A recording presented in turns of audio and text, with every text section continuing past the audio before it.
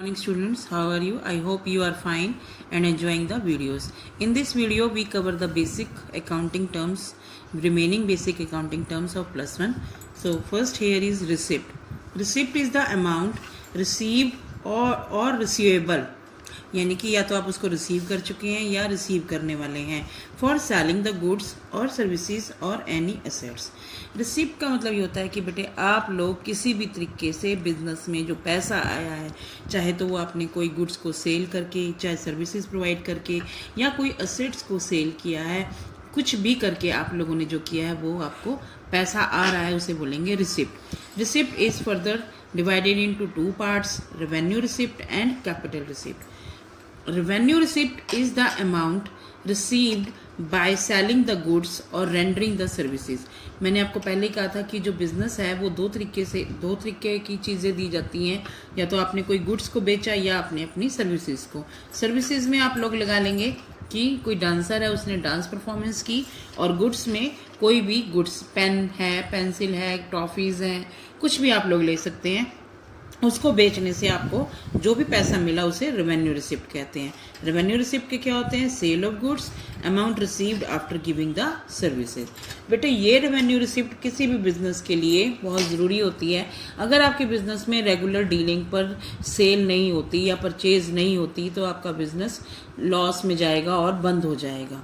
ठीक है, तो ये जो रेवेन्यू रिसिप्ट है that is compulsory for many reasons, वो हम डिटेल में आगे पढ़ेंगे। फिलहाल ये होता है कि ये आपकी सोर्स ऑफ इनकम है।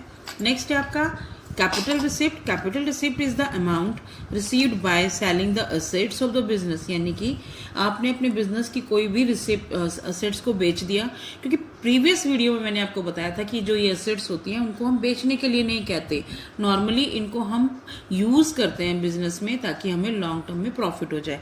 लेकिन जब ये असेट्स पुरानी हो जाती हैं या इनकी कोई टेक्नोलॉजी ऑब्सलीट हो जाती है, ऑब्सलीट का मतलब होता है मतलब भी गुम हो गई या वो आउट ऑफ फैशन टेक्नोलॉजी में से चली गई है, या फिर आप लोगों ने लॉन्ग टर्म लोन लिया है बिजनेस के लिए कि आप अपने बिजनेस को रिसिप्ट जो है ग्रोथ करना चाहते हैं या कोई और नया प्रोजेक्ट लगाना चाहते हैं, उसके लिए आपके पास जो पैसा आया है उसे हम कैपिटल रिसिप्ट कहते हैं। इसीलिए हम इसको नॉन रेकरिंग इनकम बोलते हैं, क्योंकि ये कभी कभार होती है। रेकरिंग इनकम में हम रेवेन्यू रिसिप्ट को ले लेंगे क्योंकि आपकी जो रेवेन्यू है वो रेगुलर डीलिंग पर सेल होती है। ठीक है, समझ में आ गई। नेक्स्ट है आपका expenditure. Expenditure is the amount spent, यानी कि आपने जो खर्चा करना है या लाइबिलिटी लेनी है फॉर एक्वायरिंग द असेट्स, यानी कि आपने किसी असेट्स को लेना है या गुड और सर्विसेज के लिए आप लोगों ने खर्चा किया है। ठीक है, समझ में आ गई। Further expenditure is also divided into two parts, capital expenditure and revenue expenditure. But जो कैपिटल एक्सपेंडिचर होता है वो किसी असेट्स को खरीदने के लिए या कोई आपने बिजनेस में इम्प्रूव करना है, और इनको करने से आपके बिजनेस की अर्निंग कैपेसिटी इंक्रीज होती है। फॉर एग्जांपल, पहले आपके पास 5 मशीनें थी, अब आप लोगों ने 7 मशीनें कर दी हैं, तो इससे आपकी अर्निंग कैपेसिटी इंक्रीज हो जाएगी क्योंकि प्रोडक्शन बढ़ेगी। या कोई आपने कोई टेक्नोलॉजी को इम्प्रूव कर लिया जिससे आपकी कॉस्ट ऑफ प्रोडक्शन कम हो जाती है, और ये हैवी मात्रा में होते हैं, यानी कि इनका जो अमाउंट है वो लार्ज होता है, इसीलिए इनको एक्सपेंडिचर में, कैपिटल एक्सपेंडिचर में इंक्लूड किया जाता है। नेक्स्ट है आपका रेवेन्यू एक्सपेंडिचर।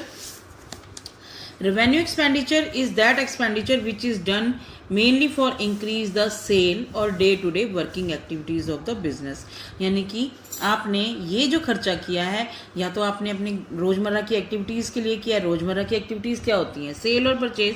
तो यानी कि आप कॉस्ट ऑफ गुड्स सोल्ड, यानी कि आपने कोई रॉ मटेरियल को परचेज किया है, रॉ मटेरियल परचेज करना, ठीक है, उसको बोलते हैं कॉस्ट ऑफ गुड्स सोल्ड, जिसमें आपकी लेबर भी इंक्लूड हो जाएगी, फैक्ट्री लाइटिंग भी हो जाएगी, और उसके बाद सैलरीज और रेंट को पेड। ठीक है, तो रेवेन्यू एक्सपेंडिचर क्या होता है कि आपने डे टू डे एक्टिविटीज़ को या फिर आप लोगों ने सेल को इंक्रीज करने के लिए जो खर्चे किए हैं। नेक्स्ट है आपका expense. Expense is the cost incurred for generating revenue. Revenue आपको मैंने पहले ही बताया था, the amount of sale is known as revenue. तो ये छोटा खर्चा है, तो इसको हम कैसे निकालते हैं? आपने निकाला रेवेन्यू माइनस एक्सपेंस, तो एक्सपेंस यानी कि खर्चे, डे टू डे वाले खर्चे। ठीक है, इसको इनकम या प्रॉफिट बोलेंगे, जो यानी कि आपने ये सेल की, सेल के बाद सारे खर्चे माइनस कर दिए तो आपके पास क्या बचा? इनकम। और इनकम में से भी आपके पर्सनल खर्चे माइनस हो जाएंगे तो profit. Some time income and profit of the business should be same. Next है इनकम. वही अगर से पार्ट करेंगे, income profit earn during an accounting period.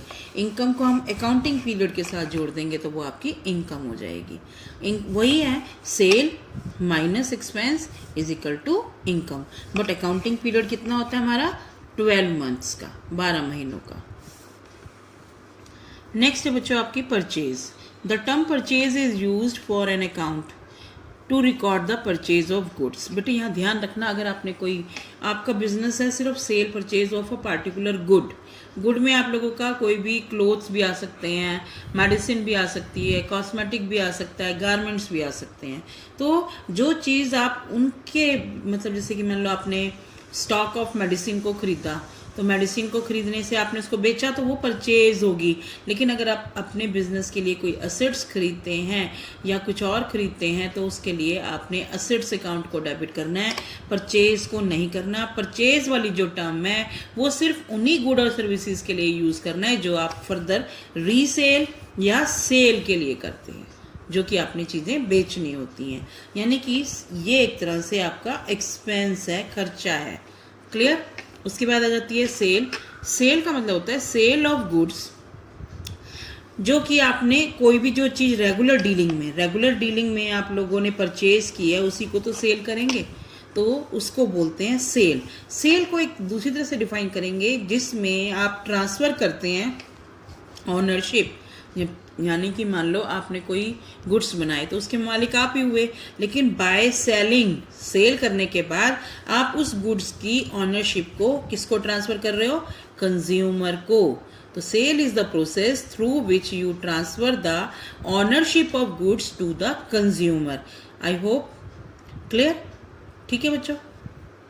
Next है आपकी debtor. The person to whom you are selling goods on credit. यानी कि वो व्यक्ति जिनको आप अपने माल को उधार पर बेच रहे हो.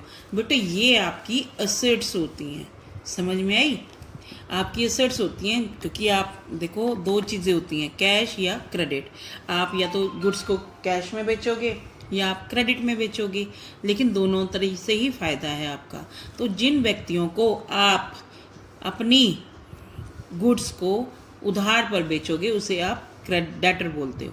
नेक्स्ट टर्म है आपकी creditor. The person from whom you purchase goods, या तो आप खरीदते हो या रॉ मटेरियल खरीदते हो, लेकिन on credit is known as creditor. उधार पे बात है दोनों ही यहाँ पर. ठीक है. तो जिन पर्सन से आप उधार पर खरीदते हो वो आपके लिए क्रेडिटर होते हैं. ये आपकी एक लायबिलिटी होती है. समझ में आ गई? आपकी लायबिलिटी होती है. I hope you understand all the video. If any problem then ask me. So like the video, share the video and subscribe the channel.